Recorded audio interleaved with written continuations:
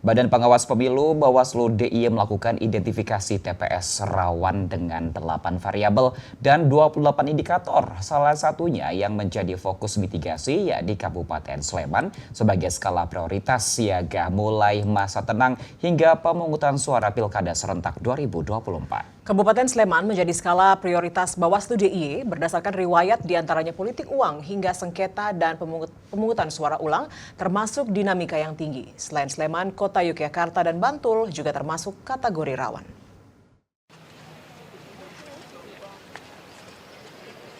Anggota Bawaslu DIY Umi Iliana ditemui di Sleman menyebutkan Bawaslu DIY sudah melakukan identifikasi terkait TPS rawan dan sudah dirilis oleh Bawaslu DIY.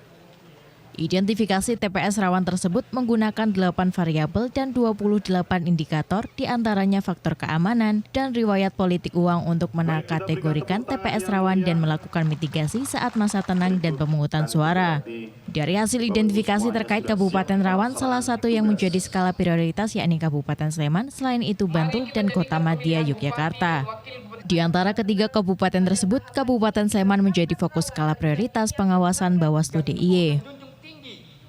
Nah, di antara beberapa variabel itu termasuk juga faktor keamanan, TPS-TPS yang rawan, kemudian juga terkaitnya ada riwayat misalnya money politik dan lain-lain juga itu sudah kita identifikasi. Nah, kami menjadikan identifikasi tersebut untuk menjadikan fokus nanti mitigasi kami di lapangan pada saat masa tenang dan juga pada saat persiapan pembentukan PTPS dan juga hari pemungutan suara tanggal 27 November. Dari hasil identifikasi kami terkait dengan kabupaten yang paling rawan, tentunya fokus kami salah satunya di Sleman sebagai skala prioritas, kemudian Kota dan Bantul.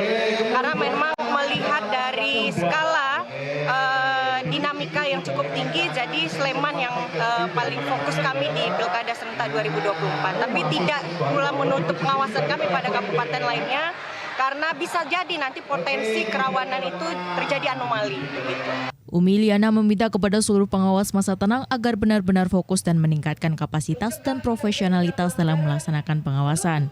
Persiapkan diri dan mental juga intelektual karena berbagai modus pelanggaran mungkin terjadi selama masa tenang hingga pemungutan suara.